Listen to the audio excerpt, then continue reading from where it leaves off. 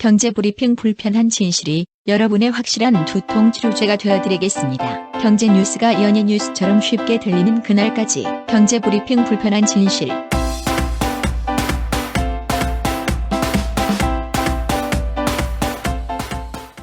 경제브리핑 불편한 진실 5월 25일 순서 시작하겠습니다. 요즘도 이런 얘기들 많이 하세요.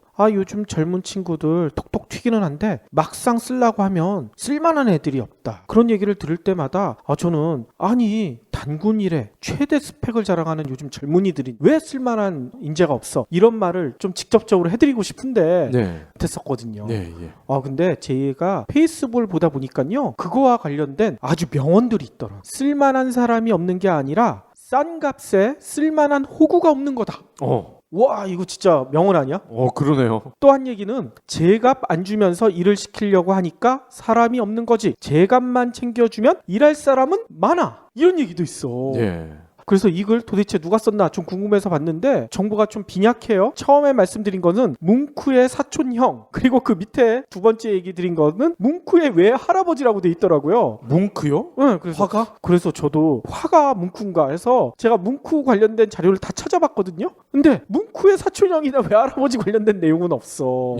그래서 이게 도대체 뭔가 봤더니 하나 유추할 수 있는 게 있었어요. 트위터에 뭉크라는 대화명을 쓰시는 분이 계시더라고. 트위터에 들어가 보니까 이 내용이 있는데 거기도 이 사촌형이 진짜 자기의 사촌형인지 이거에 대한 설명은 없어요. 아무튼 대단한 해안을 가지신 분이시라 꼭 한번 어떤 분인가 제가 좀 알고 싶은데, 혹시 저희 경제브리핑 불편한 진실 들으신 애청자분들 중에 그거에 대한 정보가 있으신 분은 저희한테 좀 알려주셨으면 좋겠습니다.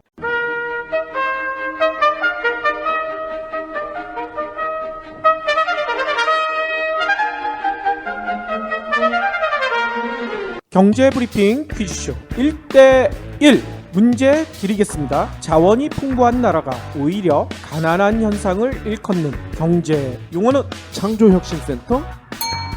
땡! 땡입니다. 왜 틀려요? 자원이 없으니까 창조라도 해야죠. 그렇긴 한데 답은 천연자원의 저주. 다음 문제들이죠. 에이즈를 제외하고 가장 심각한 전염병을 유발하는 것은? 가습기 살균제? 땡! 전염병이라고 했잖아요. 수백 명이 죽었는데 그게 전염병 아니에요? 이해는 되지만 책 좀 읽으셔야겠네요. 총균세 저자 제레드 다이아몬드 교수가 새 책을 내셨어요. 김영사에서 펴낸 제레드 다이아몬드의 나와 세계. 다음 시간까지 이 책 꼭 완독하고 오세요. 퀴즈 못 풀어도 출연료는 나오죠? 인류의 내일에 관한 중대한 질문. 제레드 다이아몬드의 나와 세계. 도서출판 김영사.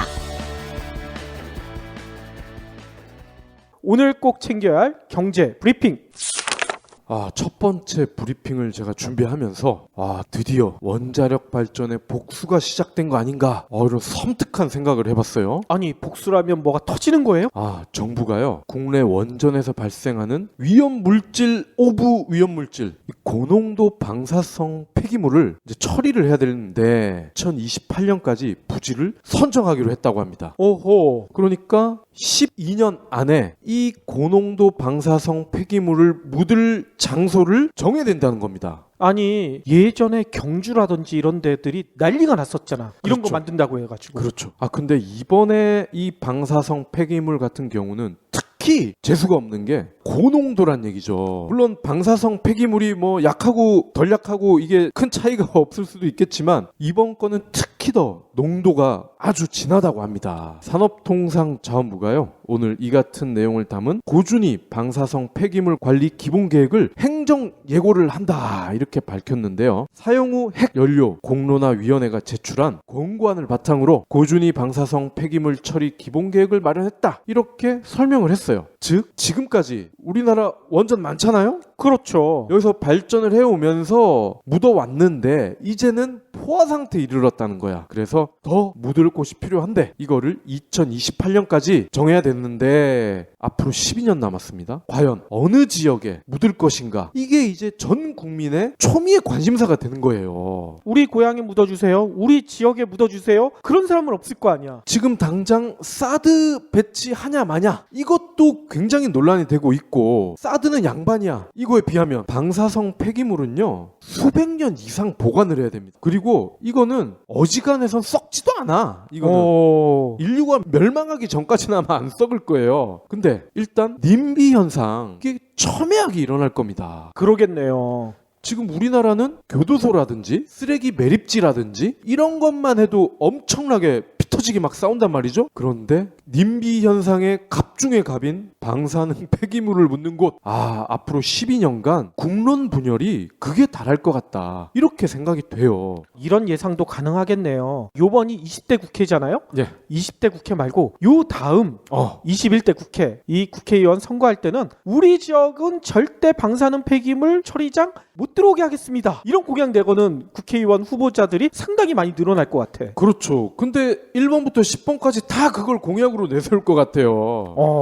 그렇군요. 근데 이 시점에서 우리가 이런 걸 또 한번 생각을 해봐야 될 것 같아요. 이명박 정부 때부터 이 원전 플랜트 솔루션을 수출을 하려고 대통령이 직접 영업에 나섰잖아요. 그리고 수출했다고 엄청나게 홍보를 했는데 그게 허구였다는 게 밝혀져가지고 또 개망신을 당했죠. 예, 박근혜 정부 역시 마찬가지고 원전이 그래도 가성비가 가장 뛰어나다. 그런데 원자력의 복수가 시작된다. 지금 와서 생각을 해보니까 이게 가장 싼 게 아니야. 폐기물 관리 비용, 국론 분열 비용, 각종 피해, 부작용 비용 다 감안을 하면 가장 비싼 발전 방식이 아닌가, 이렇게 보여지고요. 어떤 분들은 이거를 은행에 빚내는 상황에 묘사를 하더라고요. 원자력은 그동안 우리가 돈을 꿨지만 이자만 내왔다. 이제 폐기물을 처리를 해야 되는 시점이 왔다. 즉 원금을 같이 갚아야 되는 시점이다. 이제는 부담은 몇 배가 될 수가 있다. 진짜 복수가 시작되겠네요.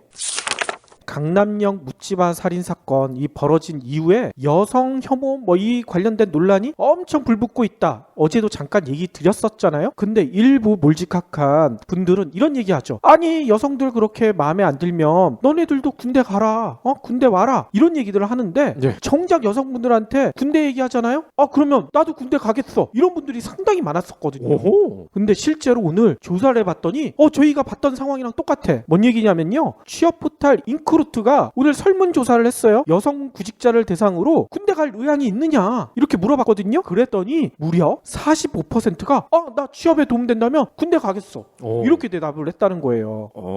남자 니네들이 군대 내세워서 취직 어쩌고 운운하는 게 꼴보기 싫다. 그러니까 말이야. 나도 가겠다 차라리. 그렇죠. 또 여성 ROTC 있죠. 예. 요즘 여자 대학에서도 ROTC 많이 모집하더라고요. 그렇죠. 여자 ROTC에도 지원할 의향이 있다고 대답한 여대생이요 무려 58%. 상당히 높죠. 역사적으로 보잖아요. 그러면 군대를 가는 게 과연 그게 의무였는지 이걸 생각해보면 역사학자들은 이런 얘기를 하더라고요. 그거는 오히려 권리였다. 예전에 그리스 시대만 보더라도 시민들로만 이루어져 있잖아. 그렇죠. 만약에 그게 의무였으면 노예들을 시켰을 텐데 그게 아니라 시민들이 그것도 자기 돈을 들여서 방패나 칼을 만들어가지고 페르시아랑 전쟁을 하러 나가잖아요. 그게 시민들의 권리였다는 얘기들이 많거든요. 그렇기 때문에 군대를 너네들 안 간다, 이거는 너네들 의무를 왜 이행 안 하냐 그 얘기가 아니라 너희들한테는 그런 권리조차 없다는 얘기인 거예요. 그러니까 여성분들은 아니 나도 그런 권리 되찾겠다, 군대 가겠다, 이렇게 얘기가 나온다는 얘기인 거죠.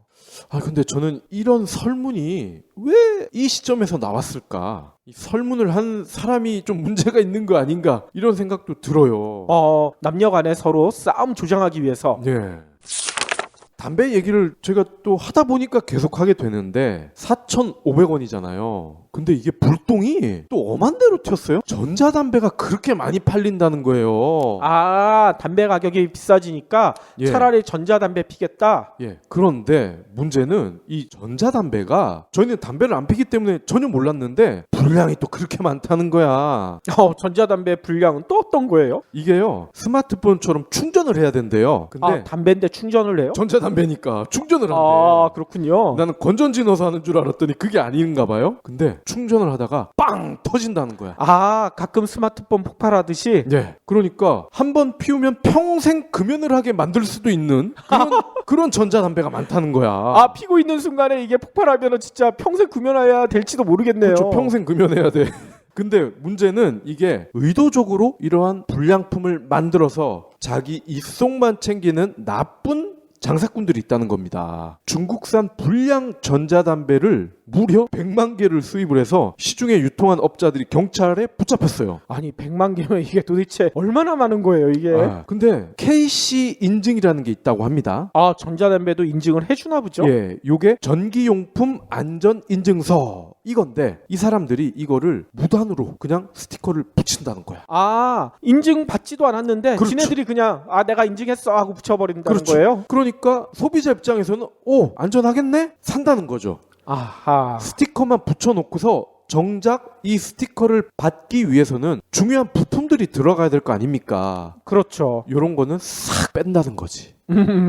전자담배 피시는 분들은 내가 피는 내 담배에 KC 인증이 있더라도 무조건 안심하지 마시고 한번 확인을 해보셔야 될 것 같아요. 아이, 근데 저는 이런 확인보다는 담배를 끊는 게 가장 속편하지 않을까 이런 생각이 드네요. 다음 소식은요. 오늘 외신을 통해서 참 재미난 얘기가 들어왔어요. 세계 1위의 자동차 기업 하면 떠오르는 데가 있죠. 토요타. 예. 일본의 토요타가 1위더라고요. 아무튼 이 업체가요. 또 카쉐어링 분야의 대표 기업 우버. 우버랑 손을 잡았대. 왜 잡았을까요? 카쉐어링 사업을 같이 하겠다는 얘기인 거죠. 토요타에 따르면요. 토요타와 미국의 카쉐어링 전문 업체 우버가 MOU를 맺고요. 우버의 전략적 투자자로 앞으로 참가하겠다. 이렇게 밝혔다고 해요. 이번 MOU를 통해서 어떤 일이 벌어지냐면요. 새로운 리스 옵션을 개발해서 서비스를 선보이는 그런 사업을 가장 먼저 내놓지 않을까 이런 예측들이 나오고 있다고 합니다.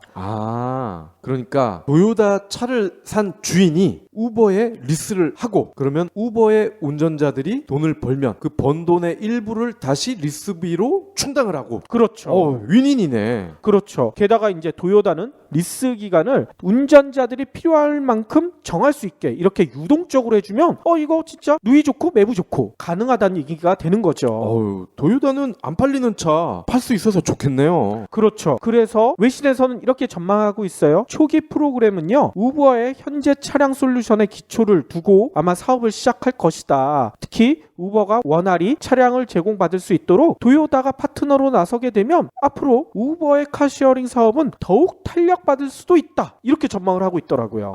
그러고 보니까요. 얼마 전에 또 제네럴 모터스도 미국 카쉐어링 업체 리프트라고 얘네도 좀 유명하잖아요. 그렇죠. 여기에 5억 달러를 투자한다고 밝혔거든요. 그런데 또 한 가지 드는 의문점은 전문가 아저씨는 뭐 하고 계세요?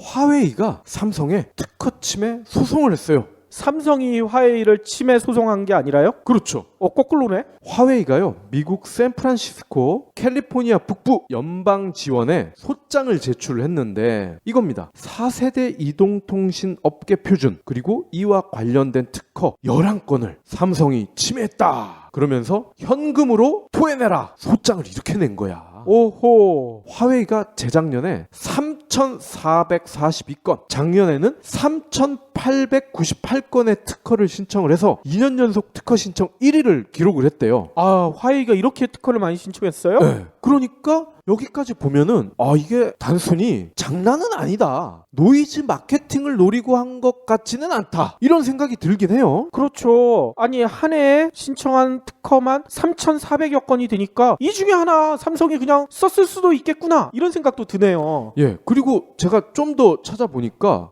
시총 1위 애플마저도요. 화웨이와 교차 라이센스 계약을 맺었대요. 그리고 연간 수억 달러 규모의 로열티까지 주고 있다는 거예요. 쉽게 얘기하면 애플이 화웨이 특허를 돈을 주고 쓰고 있다는 얘기 아니에요? 그렇습니다. 그러면 삼성은 이런 교차 라이센스 계약 맺지 않았다는 얘기예요? 그렇죠. 그리고요, 더 놀라운 거는 화웨이가 매출의 7분의 1을 R&D에 쓰고 있는데 애플, 구글, 삼성 이 기라성 같은 기업들이 딱 화웨이만큼 R&D에 쓰고 있다는 거야. 아하. 그만큼 화웨이는 돈을 많이 쓰고 있다는 거죠. 덩치에 비해서는. 그러니까 화웨이가 삼성을 상대로 소송을 낸 게 이게 정말 뭔가를 노리고 있는 그런 것보다는 정말 특허를 삼성이 허락 없이 썼을 수도 있겠구나 이런 생각이 드는 거죠. 제로시대. 산업의 모든 경계가 무너지고 있습니다. 기업의 핵심 자산은 부채로 바뀌고 있습니다. 여러분이 알고 있는 경영 상식은 이미 파괴되고 존재하지 않습니다. 제로시대. 호황기를 기다리지 마라. 호황기는 절대 돌아오지 않습니다. 지금까지와는 전혀 다른 방법, 새로운 전략을 찾아야만 합니다. 국내 프리미엄 경영 전문 매거진 동아 비즈니스 리뷰 김남국 편집장이 전하는 새로운 생존 공식은 제로시대에서 보실 수 있습니다. 비즈니스북스에서 출간된 제로시대는 서점에서 절찬 판매 중입니다.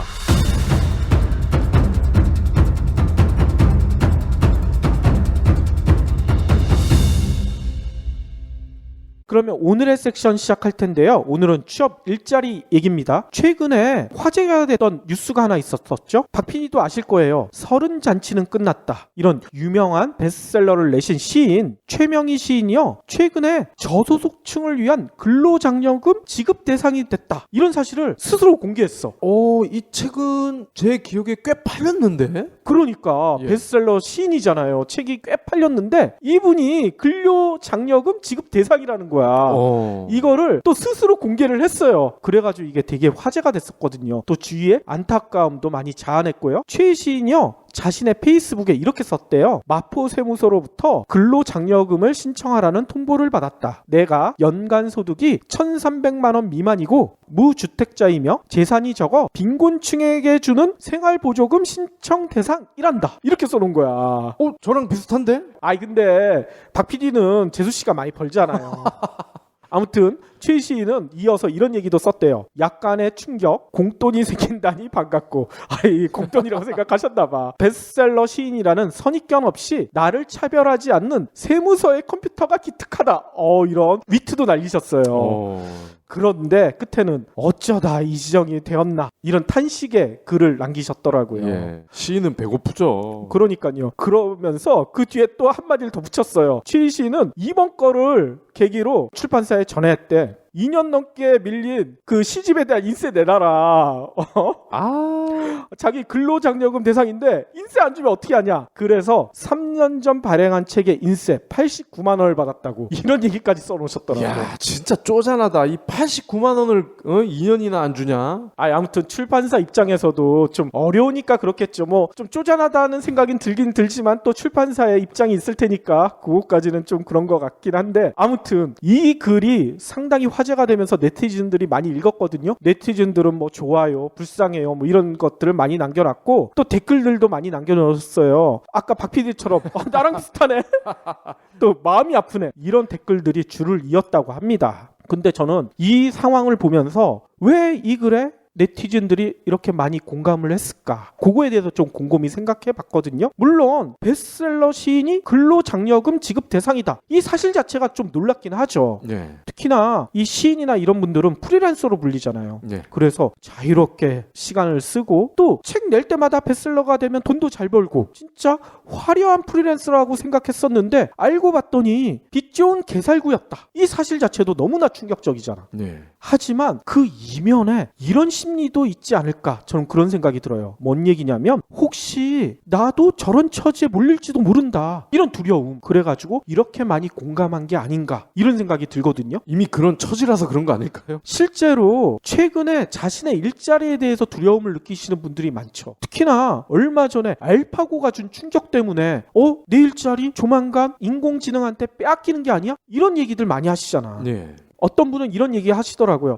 인공지능한테 빼앗겨도 프리랜서 자리는 괜찮대. 그러니까 뭐 내 일자리 빼앗기면 프리랜서라도 하지. 화려한 프리랜서 하면 될 거 아니야? 이렇게 얘기했는데 방금 전에 화려한 프리랜서가 빚 좋은 개살구라고 이 마지막 보루가 깨지니까 사람들이 엄청 공감한 게 아닌가 이런 생각도 들고요. 그런데 이렇게 얘기하시는 분들도 대부분 이런 생각을 하세요. 인공지능이 진짜 화려하고 충격을 많이 줬지만 당장의 일은 아니다. 내가 과연 내 일자리가 말로는 인공지능한테 빼앗길 수도 있을 것 같다는 두려움이 있지만 그거는 뭐 빨라야 10년 후, 20년 후 아니면 우리 자녀 세대 이때 얘기지. 당장 나한테는 별 상관없다. 그냥 나는 그냥 나 하던 일 하면 되지. 보통 그렇게들 많이 생각하잖아요. 예. 그런데 문제는 그렇게 생각할 일이 아니라는 거예요. 우리 바로 눈앞에 벌써 그런 일들이 벌어지고 있대. 우리가 한 2달 전쯤에도 한번 방송을 했던 것 같아요. 내 생에 터미네이터가 현실이 될 줄이야. 그러니까 말이야. 당장 인공지능한테 일자리를 빼앗기지는 않겠지만 인공지능이 아니라 그 바로 전 단계 스마트폰 앱 때문에 일자리를 뺏기시는 분들이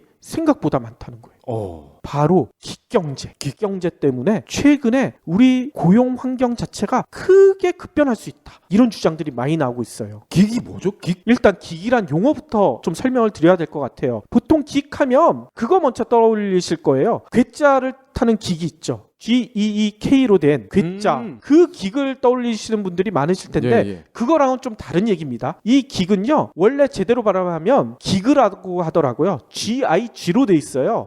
근데 이 용어는 미국에서 처음 나왔대요. 1920년대 미국에서 재즈 연주회 성행을 했나 봐요. 이 재즈 연주회를 하려고 하면 연주자들을 상시 고용할 수가 없잖아. 이 재즈 연주회나 이런 게 매번 열리는 게 아니니까. 그러니까 재즈 연주회가 있을 때만 연주자들을 잠시 임시로 섭외해서 공연을 하는 이런 거를 기기라고 했다고 해요. 근데 그게 현대로 오면서 변형돼 가지고요. 고정적으로 계약하지 않고 필요할 때만 일시적으로 일하고 돈을 버는 형태. 이런 걸 뜻한다고 합니다. 딱 프리랜서네요. 그렇죠. 또 쉽게 얘기하면 초단기 계약. 이런 게 다 기기라는 얘기인 거예요.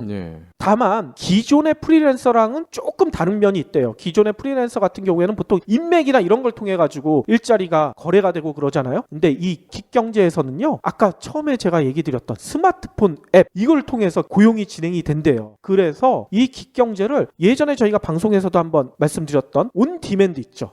온디맨드 경제 이렇게 부르는 경우도 있고요. 또 플랫폼 이게 스마트폰 앱이 플랫폼 형태로 돼 있으니까 플랫폼 경제라고도 불린다고 해요. 그러면 도대체 스마트폰 앱으로 고용이 거래가 된다? 도대체 어떤 게 있을까? 궁금하시죠? 저희가 아까 브리핑 시간에 잠시 얘기 드렸던 우버 있죠. 그리고 리프트 이런 게 바로 기경제의 가장 대표적인 형태래요. 게다가 에어비앤비 아시죠? 숙박 공유업체. 에어비앤비가 하는 고용 방식도 기경제라고 해요. 그러면 아니 우버, 리프트, 에어비앤비 이런 기경제에서 고용하는 근로자가 그렇게 많지 않을 것 같은데 보통 그렇게 생각이 드시잖아요. 실제로 아직까지 전체 고용 시장에서요. 기경제가 차지하는 비중은 미미한 수준이래요. 몇 명 안 된다는 얘기인 거죠. 하지만 아까도 얘기했듯이 우버가 토요타랑 제휴를 하잖아. 리프트도 GM이랑 했잖아요. 거기다가 에어비앤비도 뭐 어느 큰 업체랑 또 제휴할 수가 있잖아. 그렇죠. 게다가 우버랑 리프트, 에어비앤비가 진짜 대박을 터뜨리니까 이것조차 하는 업체들이 엄청 많이 늘어났죠. 특히 차량 공유나 숙박뿐만 아니라 우리나라에서는 음식 배달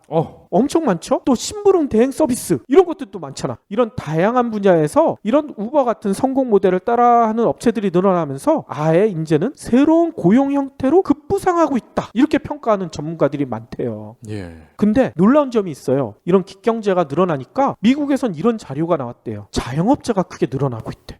일단 숫자를 먼저 얘기 드리면 2011년에 미국 내 자영업자 숫자가요 1,500만 명 정도였대요. 그런데 3년 후인 2014년 이때는 1,800만 명으로 늘어났대요. 300만 명이 늘어난 거야. 이 300만 명의 늘어난 숫자가 어디서 나왔을까? 기경제 때문이다. 이렇게 분석하는 분들이 있어요. 아니 도대체 기경제랑 자영업자 뭔 관계가 있을까? 궁금하시죠?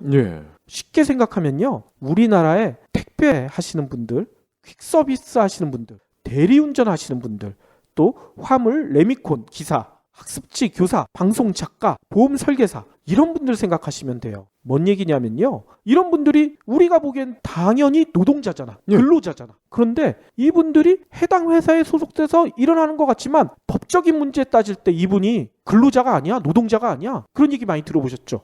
그러니까 택배 회사 직원이더라도 실질적으로 따져보면 그 회사의 정직원이 아니다 뭐 그런 뜻인가요? 이분들은 프리랜서로 등록이 돼 있어요. 그 회사랑 관련이 없어. 그 회사 복장을 입고 그 회사 차를 몰고 있지만 해당 회사에서 책임을 전혀 지는 게 없어요. 한마디로 개인 사업자가 된다는 거예요. 자영업자란 얘기인 거죠. 기경제 노동자들도 이거랑 똑같대요. 우버나 리프트에 소속돼서 일할 것 같지만요. 이분들이 그 회사에 소속돼서 정규직으로 일하는 게 아니에요. 개인 사업자, 자영업자가 된다는 뛰어든다는 얘기인 거예요. 그러기 때문에 아까처럼 기경제가 조금 늘어나기 시작하니까 미국 내 자영업자가 폭발적으로 증가하기 시작한 거야. 다시 말해서요, 정규직으로 일자리를 구하지 못한 이런 실업자들이나 낮은 연봉으로 뭐 회사 다니는 것 이제 지겹다 이런 분들이 아이 그래 그냥 내 사업하지, 내 사업하려고 하면 자본이나 이런 게 있어야 되는데 그거 쉽지 않고 기경제에서 자기 일자리를 찾는다는 거예요. 근데 그 찾은 일자리가 자영업자, 이렇게 되니까 미국 내 자영업자 숫자가 늘어난다는 얘기가 나오는 거죠. 이것 때문에 미국에서 놀라운 일이 벌어졌어요. 뭐냐면 미국이 최근 완전 고용에 가깝다 이런 얘기들이 나오거든요. 예. 실제로 미국 실업률이요 2009년 10월에는 무려 10%까지 치솟았대요. 이때 난리가 났었잖아요. 금융위기 오고. 예. 그랬는데 현재 실업률이 얼마인 줄 아세요? 4.9%. 미국 같은 거대 경제에서 실업률이 4.9%다? 경제학자들은 경악을 해요. 이건 완전 고용이다. 그런데 이렇게 낮아진 이유에 대해서 경제학자들은 기경제가 확산된 그 효과 때문이다. 이렇게 분석하시는 분들이 있거든요. 아니 그러면 기경제라는 게 실익을 떠나서 어쨌건 이런 고용 측면에서 보면 아주 긍정적인 역할을 하고 있네요. 그렇죠. 미국 경제 전반에 활력을 불어넣고 있다. 이렇게 평가하시는 경제학자들도 있어요. 특히 기업 입장에서는 기경제로 고용하게 되면 그 해당 노동자를 쓰는 비용이 확 줄어들거든요. 네. 정규직 쓸 때보다 프리랜서 쓰는 게 훨씬 싸잖아. 그렇죠. 당연히 기경제로 많이 고용을 시키려고 하고요. 또 노동자 입장에서도 기경제를 선호하시는 분들이 있대. 뭐냐면 시간을 뭐 얽매이지 않고 보다 효율적으로 활용할 수 있다. 자신이 결정을 해서 나 언제부터 언제까지만 일할래요? 이래가지고 그때만 일을 할 수 있는 그런 게 보장이 된다고 하더라고요. 나는 화려한 프리랜서가 좋아. 이런 분들도 기경제에 다들 끼어든다는 얘기인 거고요. 게다가 난 마크 저커버거처럼 창업을 해볼래. 이런 분들도 당장 창업하기는 힘들잖아. 그러니까 기경제를 통해서 일단 자영업자가 되는 거 아니에요. 개인 사업자가 되는 거 아니에요. 미리 창업을 경험해보고 이런 분들이 기경제에 다 끼어든다는 얘기인 거죠. 따라서 이런 얘기도 하세요. 기경제가 기업인이 될 수 있는 장벽을 크게 낮춰준대요. 그래서 미국 사회에 만연한 경제적 불평등을 해소하는데 최고다. 이렇게 평가하는 사람들도 있어요. 안녕하세요, 해리입니다. 여러분, 꼬박꼬박 내는 반값을 생각하면 집 선택은 신중해야 합니다. 360도 리얼뷰와 조건 검색, 그리고 매물도 많은 다방으로 찾으세요. 반값이 얼만데 볼 수 있는 건 다 봐야죠. 방 찾을 땐 다방. 그런데 기경제에 어둠 측면이 있거든. 왠지 이게 실익과 관련된 부분일 것 같아. 기경제가 노동자 보호를 회피하고 있다. 이렇게 주장하시는 분들이 많아요. 이게 노동자 보호를 왜 회피하는지 요거는 국내 사례를 생각해 보시면 쉬워. 국내 학습지 교사들, 택배 기사들 이런 분들 보면 회사로부터 지시나 감독 통제 이런 거 다 받고 경제적으로 종속도 돼 있지만 법적으로는 노동자가 아니잖아요. 개인 사업자잖아. 무슨 사고가 나더라도 회사에서 책임져 주는 게 없어요. 개인들이 다 물어줘야 돼. 긴 노동자들도 우리나라 이 택배 기사들이랑 거의 상황이 비슷하대요. 우버 같은 경우에도 기사들이 드라이버 파트너라는 이름으로 개별 계약을 우버랑 맺고 있대요. 그래서 노동법에서 보장하는 최저임금이나 건강보험 이런 혜택을 전혀 받지 못한대. 이 때문에 일부 기사들은요 법원에 이건 말도 안 된다. 집단 소송을 제기하기도 했대요. 이 논란이 점점 확산되니까 이 대선 주자들까지 여기에 대해서 한마디씩 내놓은 거야. 특히 지금 민주당 후보로서는 가능성이 많이 떨어지신 샌더스 후보 같은 경우에는 기경제는 말도 안 되는 제도다. 이거 다 없애버려야 된다. 이런 얘기까지 하고 하니까 미국 노동부도 이거 그냥 놔두면 안 되겠네. 뭔가 말을 했어요. 뭐냐면 우버 기사와 같은 독립적 계약자는 피고용인으로 봐야 된다. 말하자면 노동자다, 근로자다. 이런 새로운 노동 지침 초안을 마련하고 있다는 얘기가 들려오고 있어요. 기경제의 암울한 면이 이것만이 아니더라고. 제가 찾아봤더니만요. 기경제 확산이 노동자 임금 상승을 막고 있다. 이렇게 주장하는 학자들이 있어. 사실 저는 이 부분이 되게 좀 걱정이 됐었어요.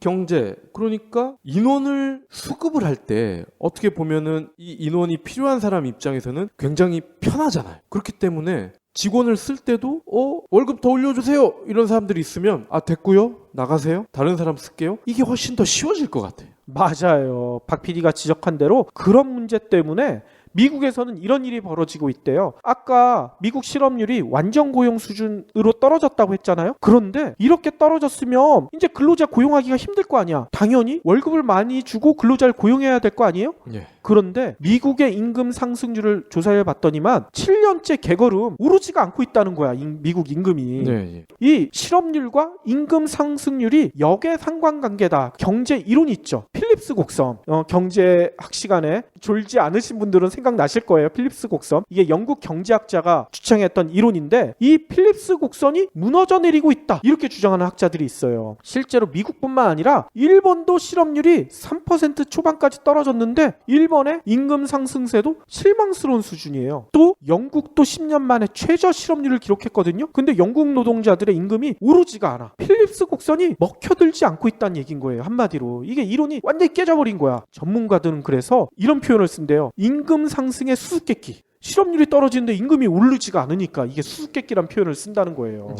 당연히 이 수수께끼의 상황의 원인은 알고 있죠. 우리가 지금까지 얘기 드렸던 기경제 확산 이것 때문이다. 전문가들은 그렇게 지적을 하고 있죠. 아까 박 PD가 얘기한 대로 필요할 때마다 임시로 인력을 고용해서 일을 맡기니까 이 기경제가 저임금 일자리만 양산하고 있다. 이런 조사 결과가 나오고 있다고 합니다. 근데 또 하나 더 주목할 게 있어. 이게 점점 파면 팔수록 더 나와. 뭐냐면요. 이 기경제가 저임금 일자리만 양산하는지 봤더니 또 그게 아니야. 이 기경제 일자리 가운데서도 양극화가 벌어지고 있대. 도대체 왜 양극화가 벌어질까 찾아봤더니만요. JP 모간 체이스 인스티튜트라는 곳이 있거든요. 여기서 보고서를 하나 내놨는데 2014년에 미국 소득 상위 20% 구간에 있는 근로자들이 하위 20%보다 기경제를 활용해 더 많은 소득을 올렸다. 이렇게 나타났대요. 보통 기경제 아까 얘기한 대로 저임금 일자리만 양산한다고 하는데 이거 말이 안 되잖아. 이유를 따져봤더니만 생각보다 간단해. 고소득층은 기경제를 참여할 때 어떻게 참여하느냐? 자신이 보유한 주택이나 자동차를 대여해가지고 돈을 번다는 거야.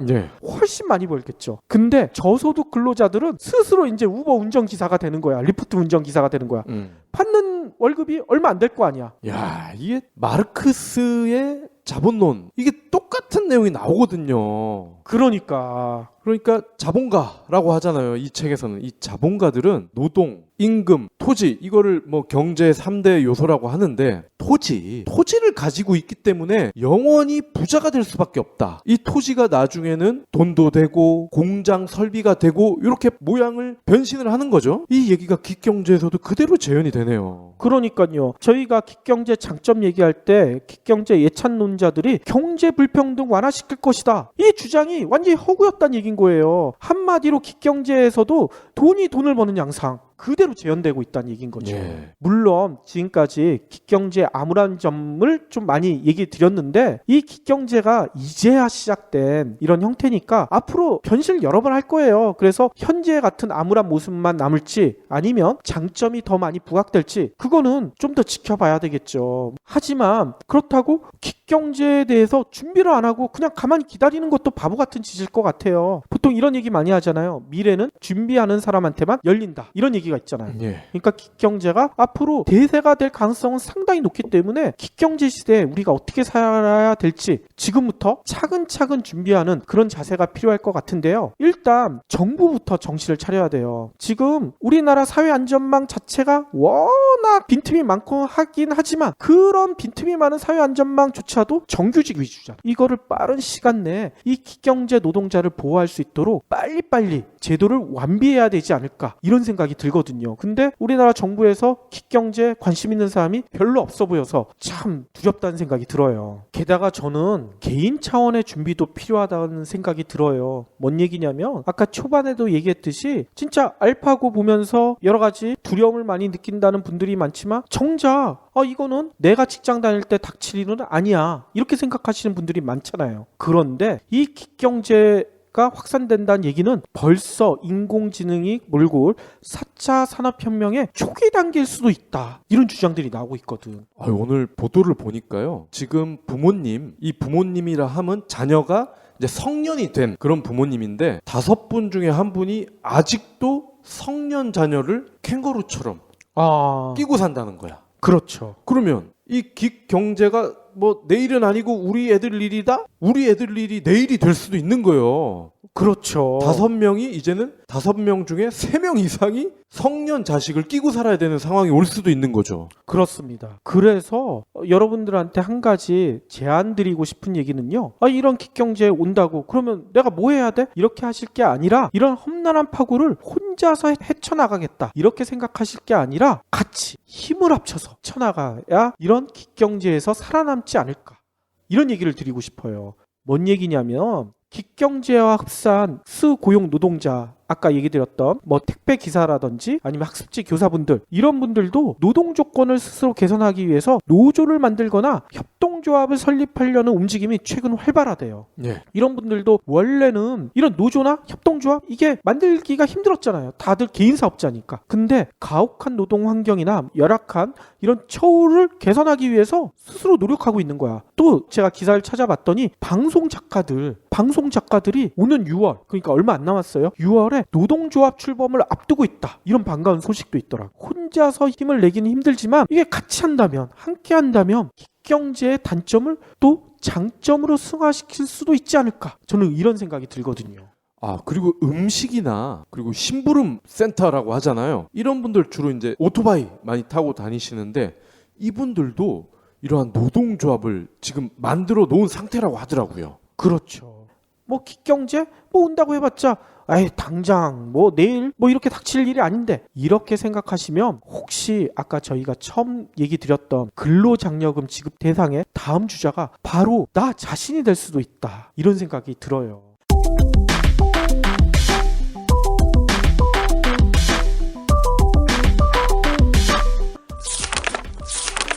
부장님 일찍 나오셨네요.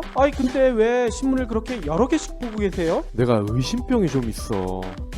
의심병이요? 한 사건을 놓고 언론에서 장난을 많이 하거든. 이 대리, 뉴스가 어떻게 만들어지는 줄 알아? 제가 기자도 아닌데 그걸 어떻게 알아요? 이런 순진한 친구를 봤나? 요즘에 계속 뉴스 나오는 어버이연합 알지? 그분들이 정말 애국심으로 그런다고 생각해? 뭐 어르신들이 용돈이나 벌러 나오신 거 아니에요? 그러니까 왜 어른들이 하필 거기서 용돈을 버냐고. 뭐 보수단체니까 보수를 받아야 움직이는 거라서. 아침부터 왜 낮에 개그야? 시민단체가 집회하면은 단신, 어버이연합이 집회하면은 머릿기사, 진보라는 말만 나오면 빨갱이 잣대부터 들이미는 거. 이게 바로 언론이 만드는 프레임이라는 거야. 프레임. 모든 기사에는 그 의도가 있는 법이라고. 부장님은 어떻게 그런 걸 다 아세요? 사실 내가 요즘에 현직 기자가 쓴 재밌는 책을 하나 보고 있어. 이거 나쁜 뉴스의 나라. 아마 이대리가 보는 찌라시보다 훨씬 재밌을걸? 진짜예요? 그럼 다 읽고 저 좀 빌려주세요. 이런 책은 좀 사서 보라고. 뉴스 그 이면에 감춰진 진실을 알고 싶다면 한빛비즈 최신작 나쁜 뉴스의 나라.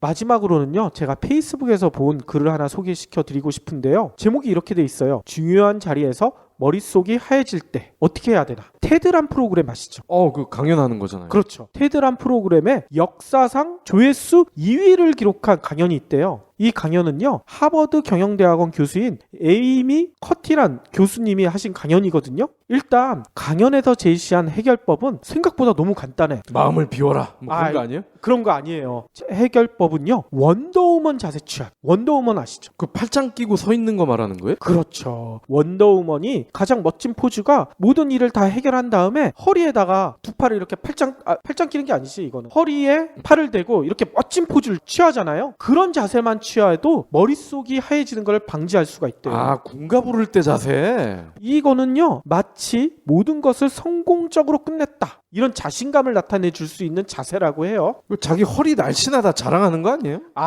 원더우먼은 아마 그랬을 것 같은데, 이 자세를 취하면 이 자신감이 생긴다는 얘기인 거죠. 커티 교수는 사례도 제시했대요. 2008년 축구 경기에서 있었던 모든 페널티킥을 조사를 했는데 결과가 이렇게 나왔다는 거예요. 눈을 내리깔고 위축된 자세로 공을 찰 준비를 했던 선수들은 자신감이 있는 자세로 준비한 선수들보다 페널티킥 성공 확률이 훨씬 낮았대요. 그리고 이게 진짜 맞나? 실제로 실험도 해봤나 봐요. 사람들이 위축된 자세를 취할 때보다 당당해 보이는 자세를 취했을 때 자신감에 영향을 미치는 호르몬이 있대요. 이 호르몬 수치가 3분 동안 무려 20% 가까이 상승했다는 거예요. 진짜 놀랍죠. 그러니까 커티 교수는 군가 부르는 그런 원더우먼 자세만 취해도 이런 호르몬 수치가 확 올라간다는 거야. 신기하네. 간단히 자세를 바꾸는 것만으로도 정신력에 엄청난 영향을 미친다는 얘기인 거죠. 아니 솔직히 이게 너무 간단한 방법이라 이게 과연 진짜 효과가 있겠어? 이런 생각도 들지 모르겠지만 이 테드 강연 내에 댓글이 엄청나게 달렸거든요. 진짜 이거 해봤더니 효과가 있었다. 이런 댓글이 상당히 많았어요. 특히 면접 때마다 떨어졌던 이런 구직자들도 커티 교수가 했던 것처럼 들어가기 전에 원더우먼 자세를 취하고 들어갔더니만 면접에 합격했다. 이런 얘기도 있었고요. 그러면 소개팅을 할 때도 적극 활용을 해야 되겠네요. 처음 보는 이성을 보면 사실 떨 수가 있잖아. 그럴 때 우리 서서 이야기합시다. 둘 다 일어서서 군가 자세로 딱. 그리고 군가 부르면 안 되지. 이 내용은요, 특별히 돈이 드는 것도 아니잖아요. 준비가 많이 필요한 것도 아니고, 그러니까 혹시 시험을 앞두고 있거나 아까 박 PD가 얘기한 것처럼 소개팅을 앞두고 있거나 이럴 때 꼭 한번 취해보시고요. 진짜 효과가 있었으면 저희 경제브리핑 게시판에도 남겨주시면 재밌을 것 같다는 생각이 듭니다.